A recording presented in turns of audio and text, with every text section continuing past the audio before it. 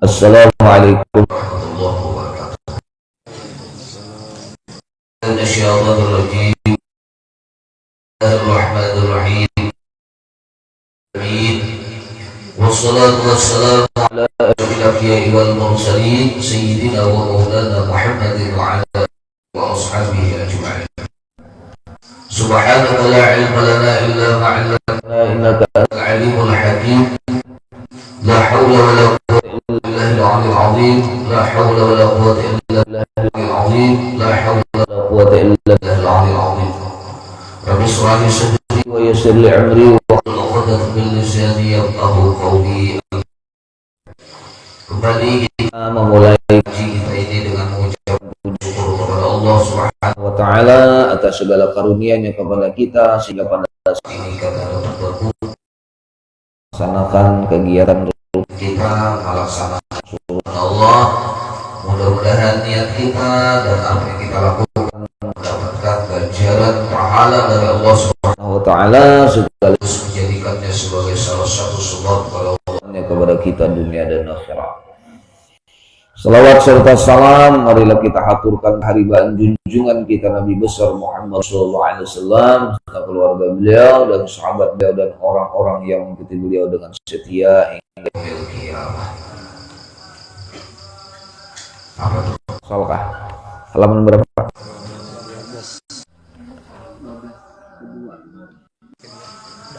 Halaman 12 garis kedua.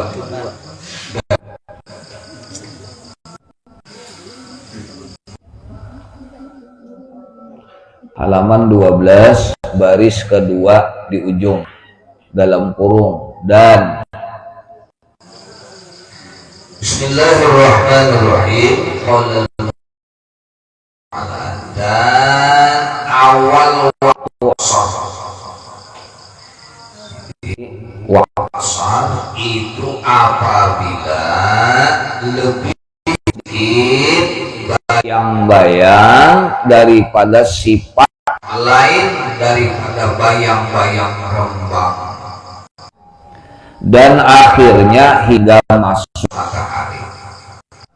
Jadi kita sholat asar kalau isi jam dan masuk asar atau kebila misalnya jam 3 lewat berapa menit nggak tahu, maka kita bisa melihati dengan cara tradisional seperti ini.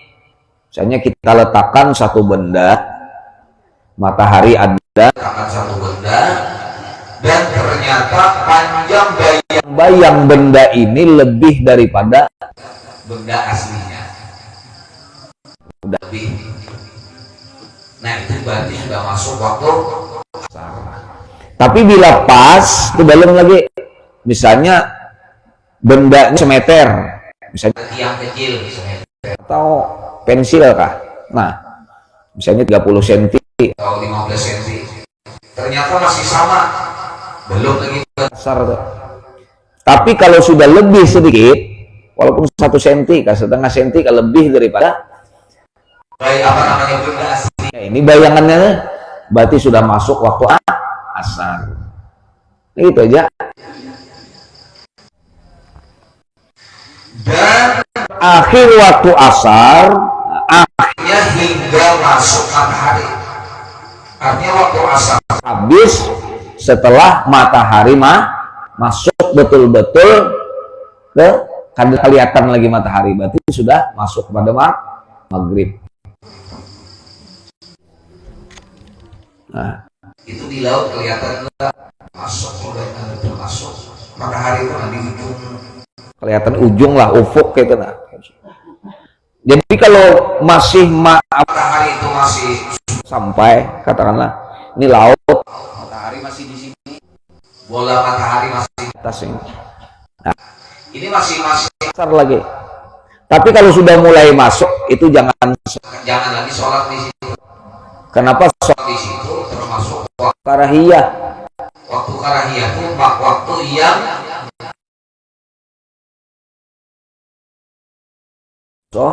sholat sampai matahari itu masuk, kecuali terlambat. Misalnya kita asik begawi apa segala macam, ternyata matahari itu sudah separuh sudah masuk di laut pun kelihatannya. Itu silakan sholat, silakan saja sholat di situ. Cuma jangan sengaja nunggu matahari nanti baru sholat dia. Jadi dia sholatnya sah, tapi di waktu yang diharamkan. Sholatnya sah, tapi waktunya diharamkan. Sholat waktu itu jadi berdosa. Jadi gugur kewajibannya, tapi berdosa. Kenapa dosanya? Dosa ketika melaksanakan sholat itu di waktu matahari bukan dasar. Dasar haram waktunya itu, di waktunya ternyata haram. Nah, jadi waktu asar itu berakhir sampai matahari itu betul-betul sudah masuk pada kelihatan lagi. Nah, itu berarti sudah habis waktu asar. Nah, seperti itu caranya.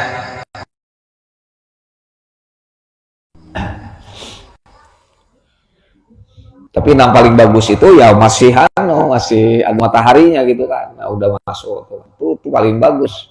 Apalagi bisa di awal waktu, itu lebih afdal lagi. Di awal-awal gitu mau masuk asar itu sudah sholat di situ, itu lebih afdal lagi. Lebih afdal lagi. Nah.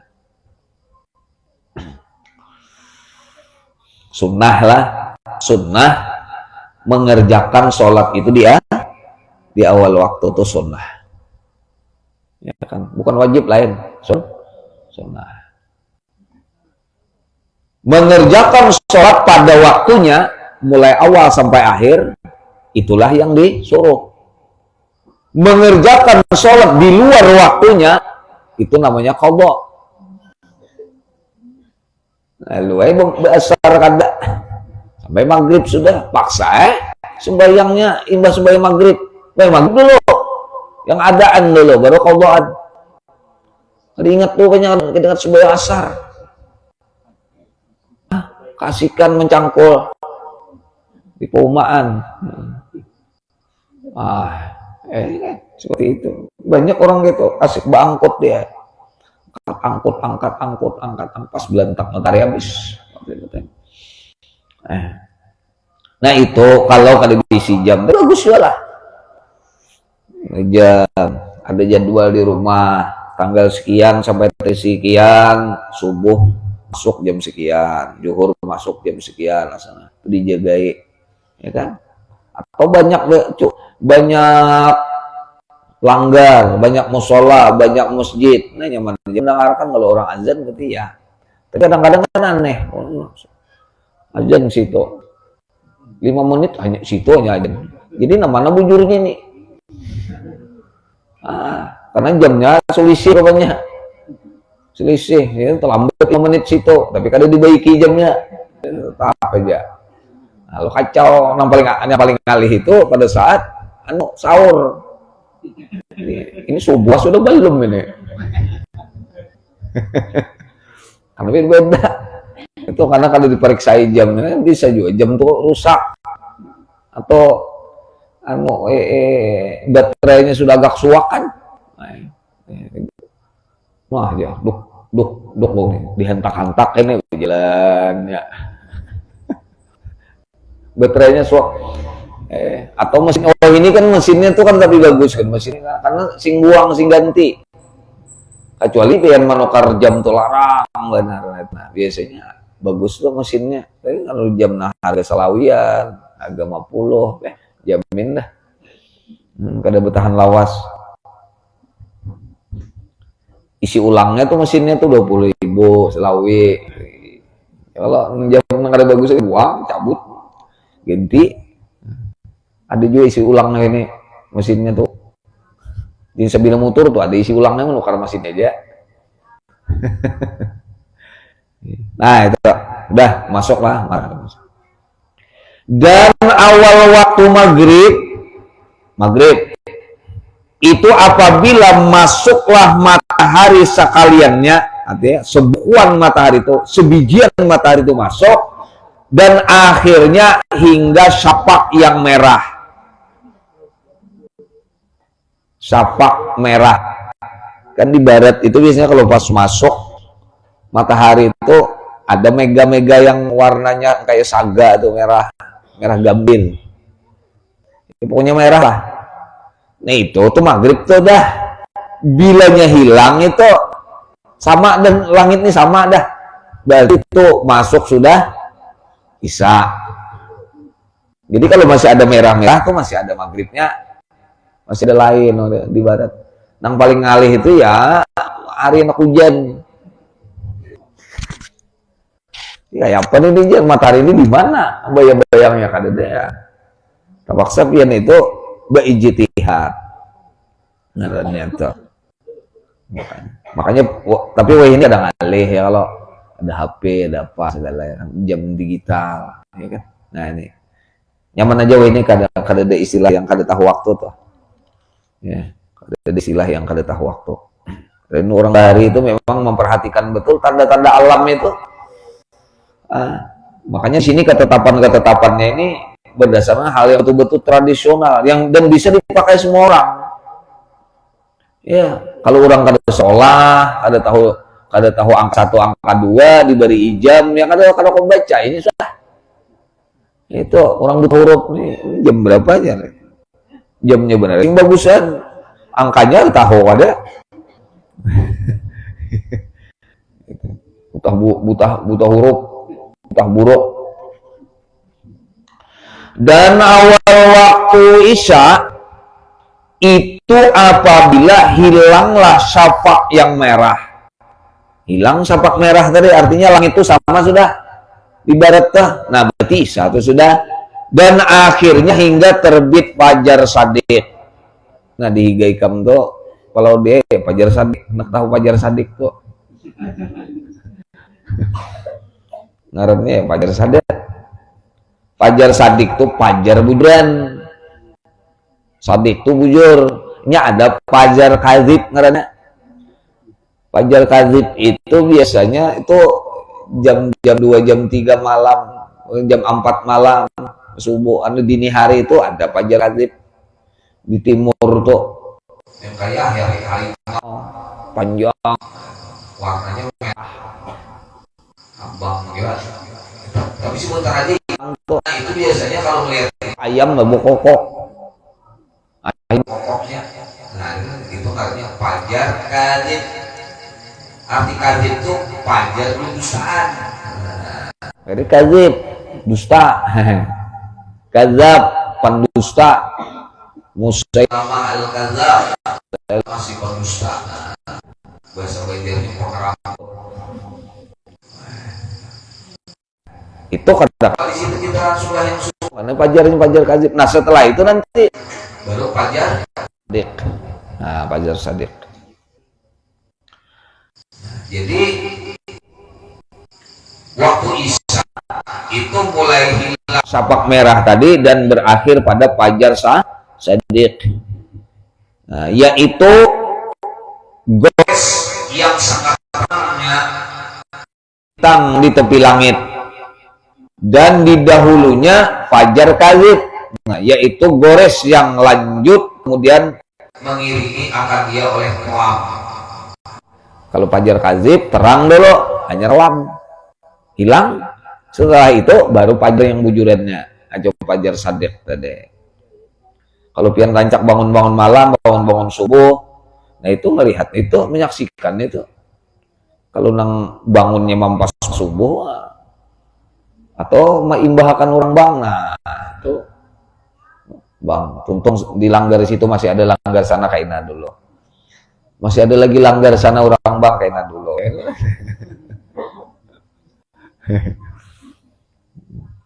Tapi bila puasa kan ada wani itu.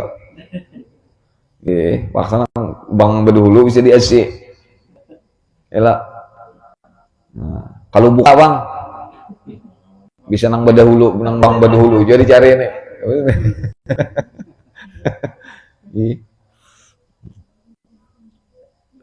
Dan awal waktu subuh itu yaitu terbit fajar shadiq hingga akhirnya hingga terbit matahari. Nah, sudah terbit matahari, nah itu habis sudah waktu subuh. Nah sudah naik, dah piringan mataharinya itu naik, itu habis dah tuh, muncul sudah, walaupun hanya sedikit muncul, habis dah tuh. Nah, itu ngarannya waktu syuruk. Nah, sampai sebagian matahari, nah baru boleh sholat situ, sholat isra namanya. Kalau sudah matahari itu muncul sebagian, muncul sebagian, nah itu bagus sholat sunat isra. Tuh. Kalau Anda sembahyang sunat, tapi kalau si geser dia, si geser, jangan sembahyang situ. Nah, karena waktunya waktu tahrim, waktu yang diharamkan sholat situ. Makanya setelah subuh ini gak ada sembahyang sunat, kecuali matahari sudah sampai sebagian keluar daripada tempat tidurnya, tempat tidurnya gitu, keluar dari peraduannya, bukan penyair. Nah, ini masalah waktu ya. Jadi syarat sholat yang pertama masuk waktu. Ini syarat sembahyang. Jadi bilanya belum waktunya, sembahyang wajib tahu, tapi asal masuk waktunya, bilanya sembahyang apabila ada sampai waktunya, ada wajib sembahyang. Jadi sembahyang nih ada sunnah, ada wajib, ada haram, ada makruh. Bayar maghrib jar haram kayak apa tuh jar? Belum waktunya lagi sembahyang. Itu haram ngernya. 4:30 sembahyang maghrib dah. Supaya kena aku kada sembahyang lagi. Kayak mau utangi Allah Ta'ala aja. Allah Ta'ala diutanginya. Nah, kada boleh itu. Nah, haram sembahyang maghrib di luar waktu itu. Nah, ini makruh.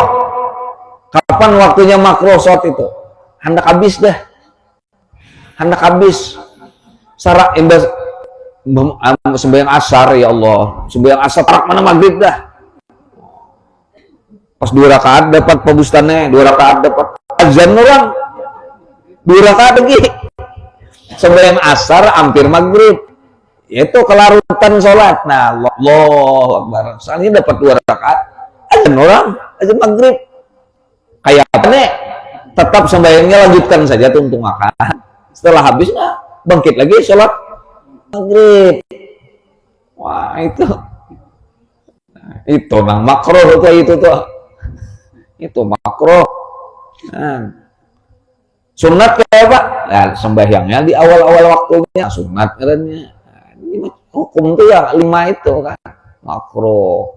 Jadi meskipun itu kewajiban, hukum dasarnya wajib, tapi bisa pada saat mengerjakannya itu bisa menjadi haram, bisa menjadi sunnah, bisa menjadi makruh, bisa menjadi mubah.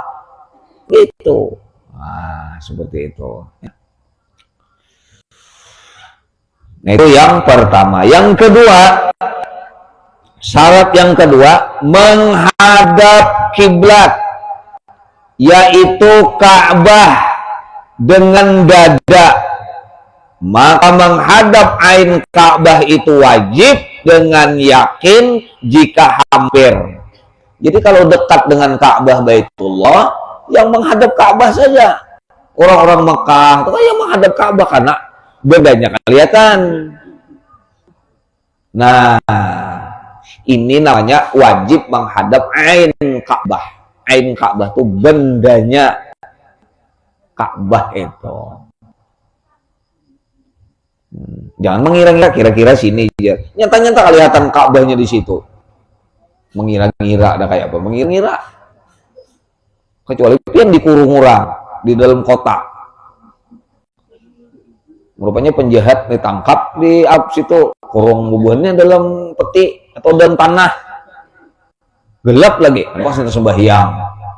Paksa pian itu menghadap kiblat itu mengira-ngira. Nah, itu ngarannya jihad Ka'bah, bukan ain Ka'bah, jihad Ka'bah. Dan dengan zon jika jauh daripadanya. Nah, bila ada kelihatan dengan zon, nanti perkiraan. Nah, jadi menghadap kiblat itu dengan dada. Dada itu nang wajib. Kalau muha, kalau misalnya karena kecelakaan lalu tak itu, nah tak itu. Nah, dada aja, mira muha kasih itu. Tak itu. Nah, sah asal dada pian menghadap Ka'bah, menghadap kiblat. Kecelakaan tertindih truk atau pula sawak, pokoknya dada nih yang harus ditampakkan ke arah kiblat itu. Kalau muha biar berarti setengah mana kah, terserah aja.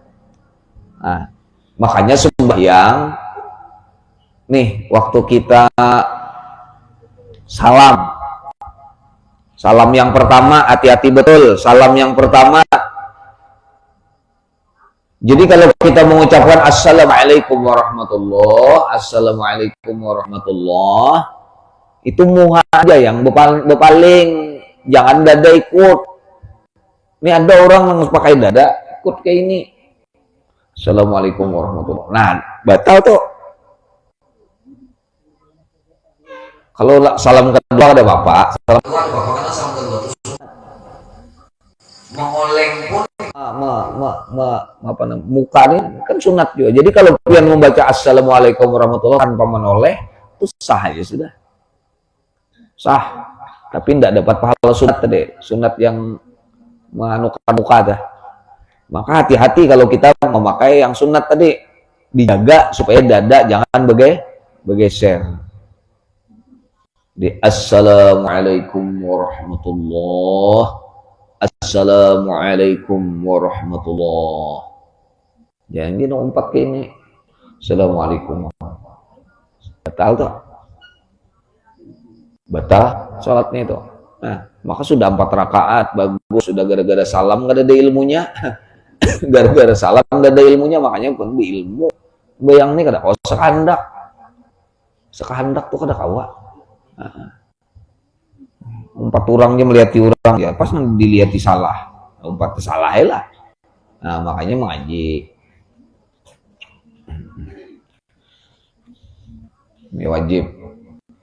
Itu syarat kedua menghadap kiblat. Apa toh? Sepeda motor kah? Hah?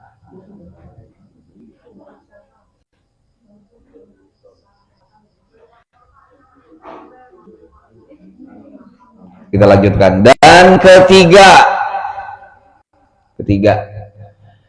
menutup aurat. Menutup aurat. Jikalau sembahyang di dalam khalwat sekalipun. Di dalam khalwat itu misalnya kita ada tempat khusus untuk beribadah, misalnya di rumah tuh ada kamar khusus kecil, misalnya kamar itu tempat kita bersunyi-sunyi, di situ khalwat namanya, bersunyi-sunyi, tidak ada orang lain di situ. Jangan mentang-mentang ada orang lain lalu bercawat di sembahyang. Dan ada juga orang dia tetap wajib tuh, tetap wajib menutup aurat.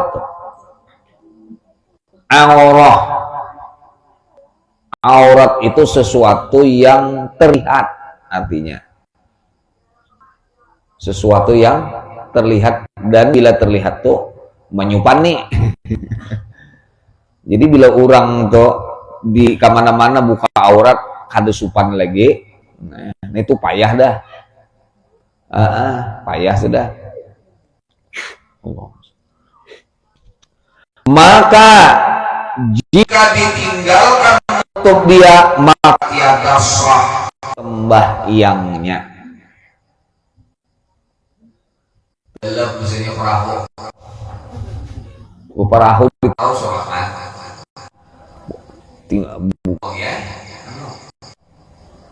Tinggal cawat lagi bukunyong berenang, dapat batu, naiklah di atas batu, sorangan aja, Sembahyang dari sampai waktu zuhur, lihat zuhur sudah nih ya. Nah, sembahyang ya wajib sembahyang, nutuplah aurat. Pada saat itu apa yang ditutupakan? Nggak ada yang ditutupakan. Ya sudah, sholat aja bercawat, ada bapak. Begitu. Makanya aku mengaji bila nutup aurat, ini wajib. Sembahyang bila kada nutup aurat, karena nutup aurat termasuk salat, termasuk syarat. Kalau bisa sembahyang sudah aja. Nah itu beda dengan kondisi darurat seperti itu. Nah seperti itu. Jadi ya sholat saja. Nah. Maka aurat laki-laki yang merdeka, yang bukan budak, kecil atau besar, dan sahaya laki-laki atau perempuan, yaitu barang yang antara pusatnya dan lututnya. Jadi batas aurat laki-laki nang halus kah, nang sudah dewasa kah, budak laki-laki kah, budak perempuan kah. Nah kalau budak perempuan sama dengan aurat laki-laki, batasnya mulai pusat sampai lutut, itu batas.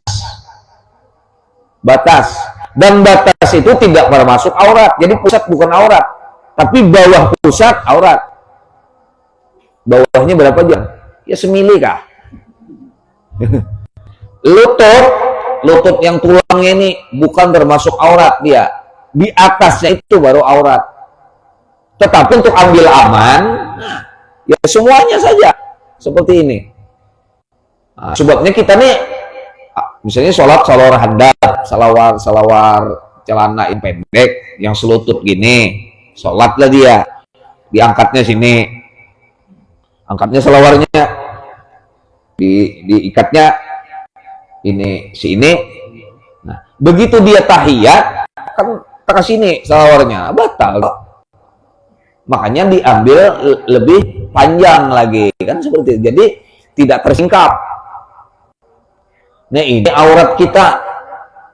Jadi aurat itu jangan sampai keluar, jangan sampai kita perlihatkan, baik sendiri kah, apalagi di tengah orang banyak. Begitu. Makanya banyak pak bubuhan olahraga kita itu ya jambu. Olahraga itu kan biasanya orang main bola segini, kalau nggak di atas lututnya. Ini kan aurat nih. Nah di situ kan keharamannya tuh, kemana-mana buka begitu, haram itu. Nah, jadi jangan sampai kelihatan kemana-mana. Selawar pendek, cuma yang di bawah lutut lah. Ya. Jadi kayak itu kita. Nah ini aurat laki-laki, termasuk aurat bibinian, tapi bibinian itu budak. Jadi biar kelihatan ininya bibinian itu, tapi budak dia kelihatan yang dua macam ini. Nah itu tidak aurat dia, karena nah, beda dengan orang merdeka. Bibinian merdeka itu kan seluruhnya aurat namanya. Jadi jangan sampai kita sholat tidak menutup aurat. Dan aurat perempuan yang merdeka, kecil atau besar, di dalam sembahyang itu sekalian badannya, yang lain daripada muka dan dua tapak tangannya zahir dan batin. Inilah aurat perempuan yang wajib menutup dia di dalam sembahyang. Muka lawan tangan. Nah, ini batasnya sini. Nih.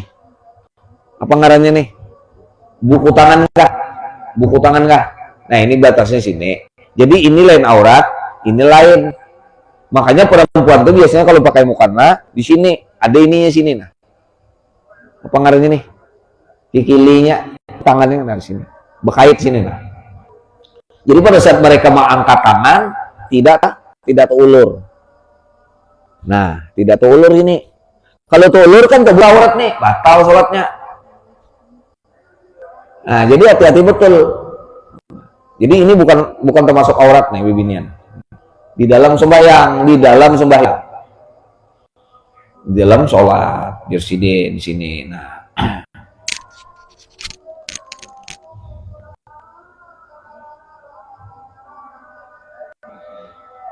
adapun aurat perempuan yang merdeka yang wajib menutup dia pada laki-laki yang halak, maka yaitu sekalian tubuhnya. Nah ini. Jadi bibinian nang di luar pada sembahyang ini auratnya seluruh tubuh. Nah di sini terjadi ikhtilaf nih. Ada ulama mengatakan boleh aja masih muka dan tangan, boleh masih, karena di dalam sembahyang seperti itu, di dalam sembahyang seperti itu. Jadi boleh jarsidin itu berlaku juga di luar sholat, ya, di jalan kemana-mana masih maknum aja. Yang paling bagus tuh ya baca cadaran kok. Nah, kalau bro, nah semua mengalih badan kita itu, ya Allah, dimulai lakian gitu aja, berkumpulnya sama bibinian.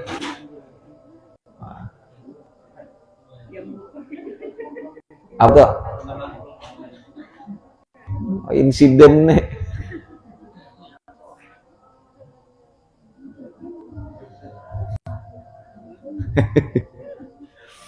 Ada nang sarik ah.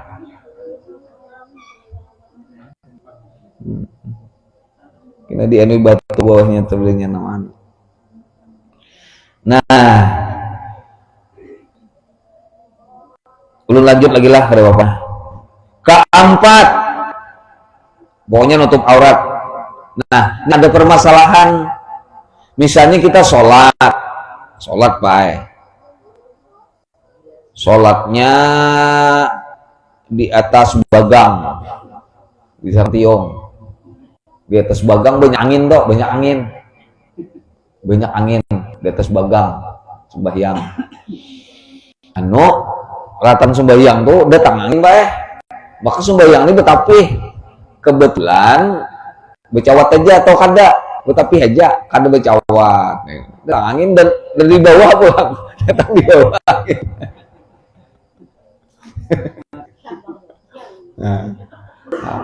So tarabangnya itulah kasih aja tutup di kayak apa kan ya, diturunkan, dikapit ke apa kan sholatnya itu, jangan dilihat akan aja jangan tuangin.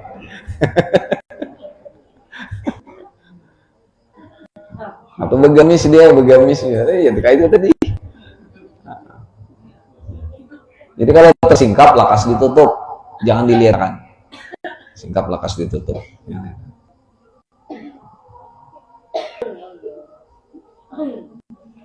Makanya lo di bagang tuh bersalawar aja, selawar juga, betapih juga bagus. Jangan bersalawar aja, anu begamis saja. Ada apa-apa di dalamnya itu dikhawatirkan kalau kayak itu tadi itulah. Ya, gamisnya aja terabang, burung ngomong terabang.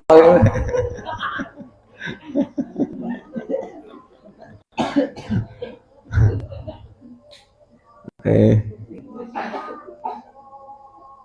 Belum lanjutlah.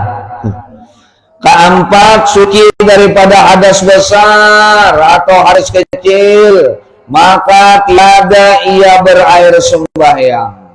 Nah, maka tiada ia berair sembahyang dan tiada sah sembahyang seorang serta hadas besar seperti keadaan junub atau haid atau nifas atau wiladah, dan batal sembahyang seorang yang datang atasnya hadas kemudian daripada takbir. Pokoknya pada saat kita sholat datang hadas, baik yang kecil ataupun hadas besar. Tahiyat akhir dah bibi ini nih, sekalinya keluaran no haid.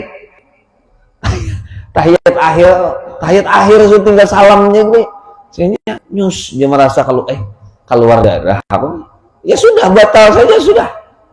Jangan biar aja sayangannya biasanya sampai salam haram, maka itu sama puasa tinggal 5 menit lagi buka, 5 menit 2 menit lagi buka, saya haid pembustane umah penasarannya, maka sudah seharian belapar nih.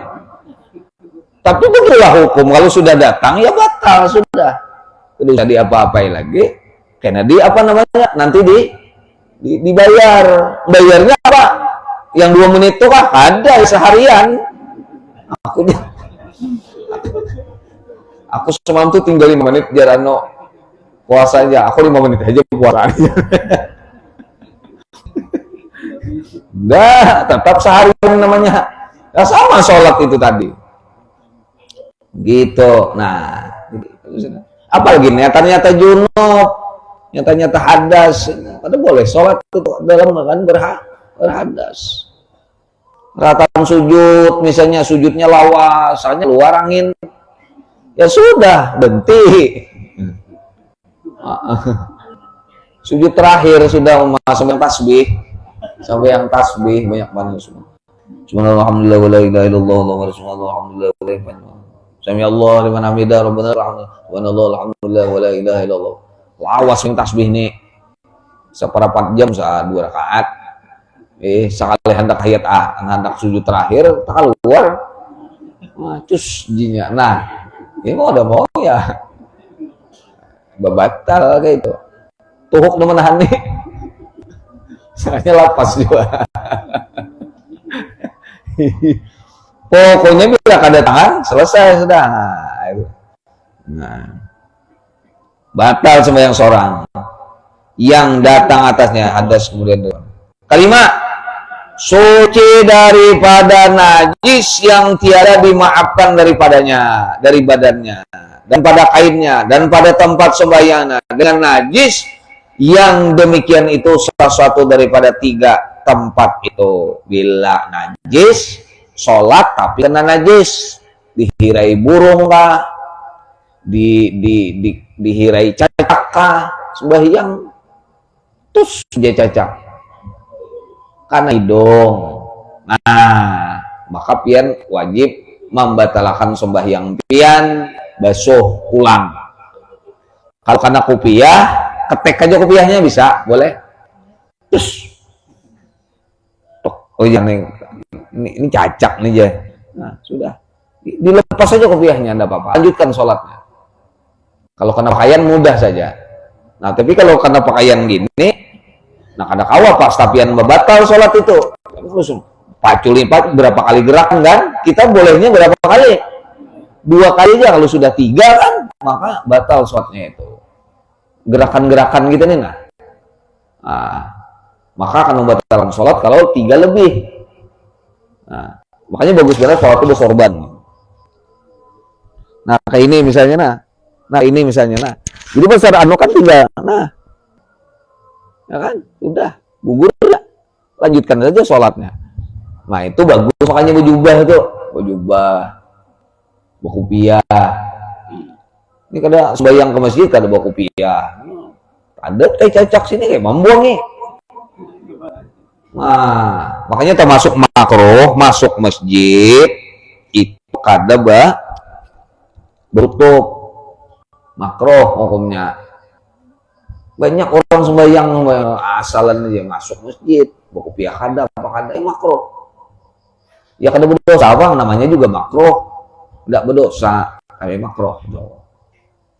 Begitu. Jadi kada ada sopan santunnya lah di masjid kalau kayak itu, kayak di pasar aja. Nah, ini yang ke-5, yang terakhir, yang ke-6.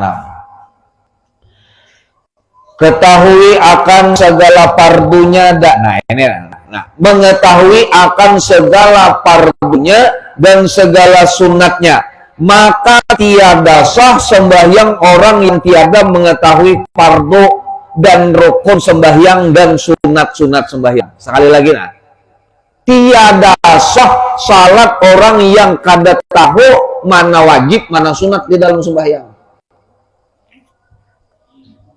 kada sah.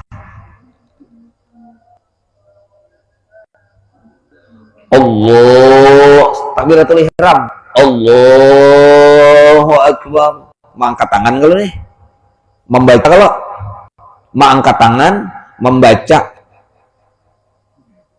Nah ini nang mana yang sunat, nang mana yang wajib. Yang sunat ya bacaannya, yang Allahu akbarnya itu, yang angkat tangannya ini sunat. Yang Allahu akbarnya itu yang wajib. Nah itu namanya bisa membedakan. Ini kada tahu disangka ini. Kenapa kada angkat tangannya? Kada sah. Oh, kada tahu hukumnya. Mengangkat tangan itu dikerjakan sunnah, dapat pahala. Enggak ngangkat juga enggak apa-apa. Sah sholatnya. Tapi kada mengucapkan. Mana bilang nih takbirnya? Nah itu lalu kada sah. Karena kada ada ucapan Allahu Akbarnya, takbiratul ihramnya itu. Ini namanya tahulan hukum. Kan di dalam sholat itu cuma 13 yang wajib. Ya kan? Niat. Niat yang mana? Yang di dalam hati. Usalli itu lain niat. Itu lafaz niat. Usalli fardal maghribi itu lafaz niat. Lafaz niat itu hukumnya sunat dan dilakukan sebelum berniat.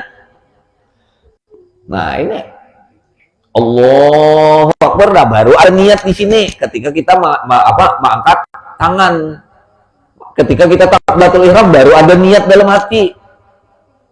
Rukun niat pun di dalam sembahyang kan ada 3. Rukunnya itu qasatnya ada, ta'arudnya ada, ta'yinnya aja baru benar niatnya.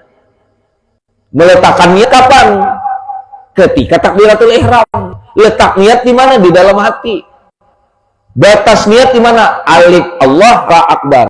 Itu harus diketahui beratan. Bila itu kada dapat, bila itu kada tahu, kada sah yang sembahyang. Jadi yang namanya syarat sembahyang itu bukan hanya suci, bukan hanya hadap kiblat, bukan hanya masuk waktu, bukan hanya tutup aurat. Hukumnya juga harus ngerti. Nah, insya Allah nanti kita bicara tentang hukumnya ini. Mudahan yang bubuan Pulau 9 kada masuk. Udah masuk. Sudah nonton di YouTube. Begitu. Jadi tidak gampang-gampang ini. Bisa lihat-lihat, nggak nyaman di sembahyang tinggalin orang ya. Nggak bisa. Itu bilangnya orang itu kada mengaji tentang sholat dan sembahyang itu kesah. Kada sah. Jadi mesti pakai ilmu sholat itu. Gitu. Takbirat niat, takbiratul ihram, berdiri betul. Baca gitu. Apalagi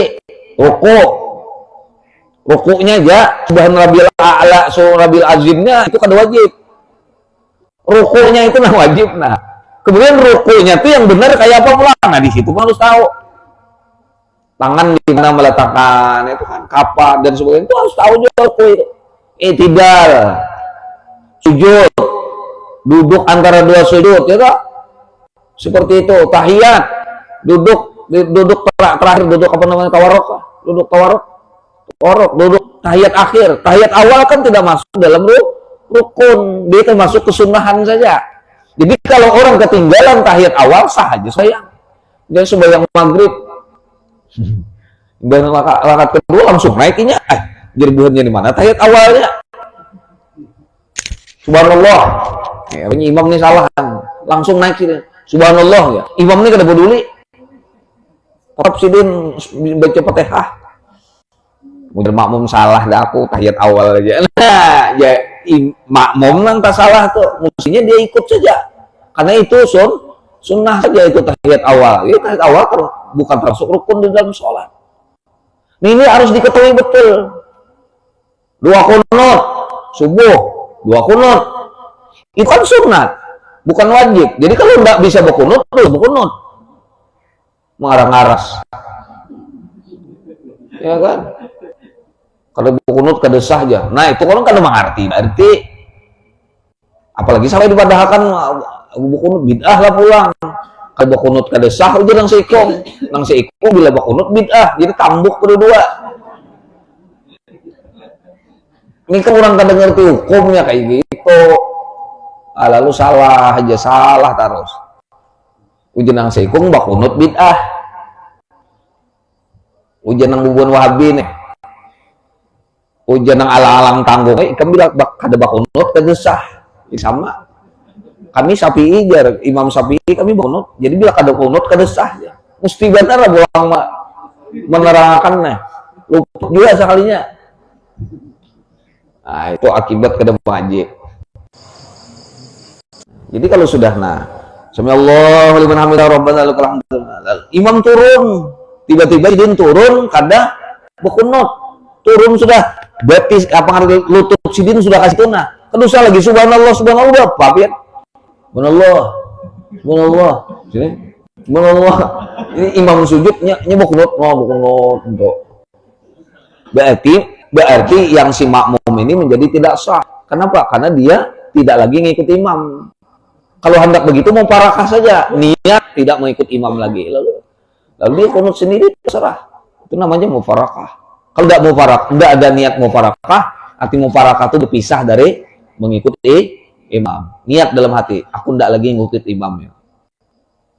Nah, berarti dia sembahyang sendiri sudah hukumnya. Ya lanjut saja.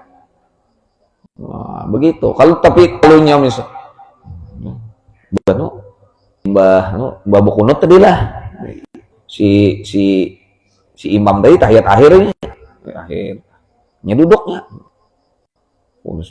Assalamualaikum warahmatullahi wabarakatuh juga. Nah, ada sah tuh sembahyang si makmum itu.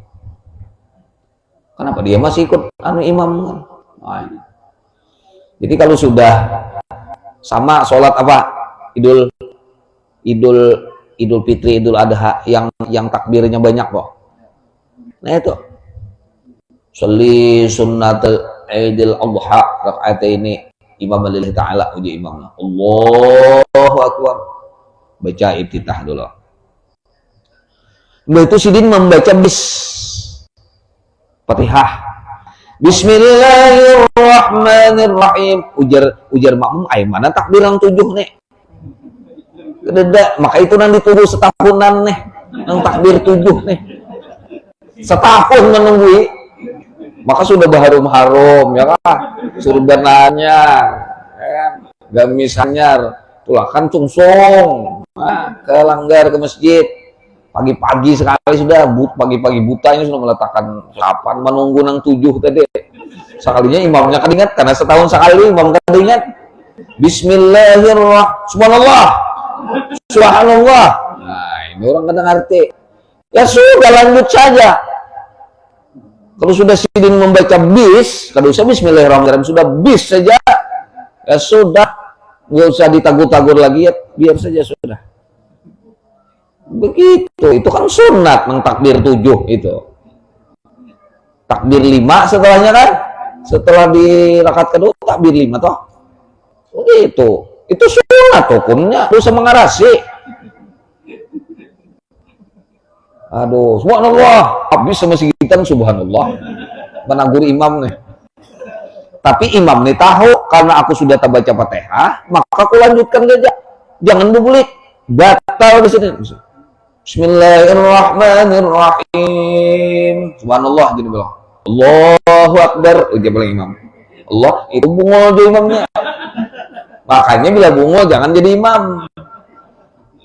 Makmum timir habu bungulan gitu Bapak. Ngaranya gini makmum.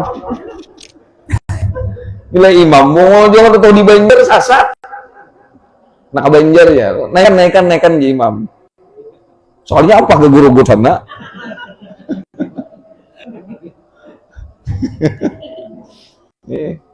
Sampai ke Sengayam. Gini. Kan tahu juga si penumpang nih mana Banjar masin gede tanah gerugut tulisannya pir kayak apa nih pir aja aku jadi supir aku tahu juga orang bepadang nggak tahu juga aja nah itu sama itu imam nggak tahu apa nggak tahu ilmunya tuh kayak macam-macam makanya bilang bilanya ada ilmunya udah jadi imam mali nah ini ya, mesti mengaji lah. Walaupun sederhana, kajian sederhana aja ini. Tapi ini kan banyak orang yang lupa ini. Nah, terutama masalah ini tadi, nah, syarat yang keenam nih, syarat yang keenam, masalah ilmunya nih, mengaji sholat nih. Khususnya nang mana fardu, nang mana sunat dan sholat. Kan selain yang 13 itu sunat semua kan. Tapi sunat itu macam-macam, ada yang sunat muakkad, ada yang sunat ghairu muakkad, atau sunat hayat, ada sunat awab. Kan ini beda. Begitu. Nah, jadi mesti tahu ilmu tentang sholatnya. Nah, bagaimana naiknya nak kita pulang praktek sholat, insyaallah lah. Mau guru jar praktek sholat tuang setua ini, iya bisa juga salah. Nah, sudah mengaji 25 tahun yang lalu. Perukunan ngajar. Oh, aku bahari udah 30 tahun yang lalu belajar perukunan. Lihat si din sembahyang salah. Saya kedingat lagi rupanya si din nih. Kalau wasan kada dibuka lagi perukunannya. Nih. Jadi jangan sampai ada berilmu kita melakukan.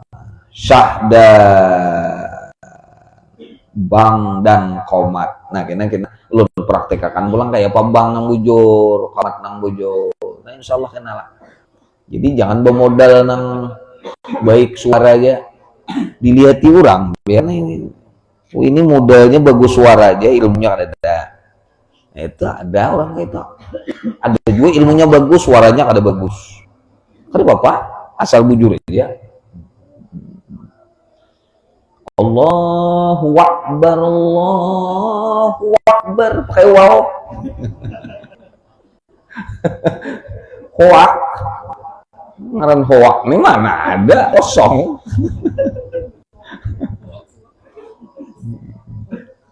Allahu Akbar, Allahu Akbar. Ada juga pakai baknya tuh bahasa apa tuh? Akbar, Allahu Akbar. Ujar. Los bener baknya tuh direndamnya. Ada juga nubuan bugis kan? Allahu Akbaru.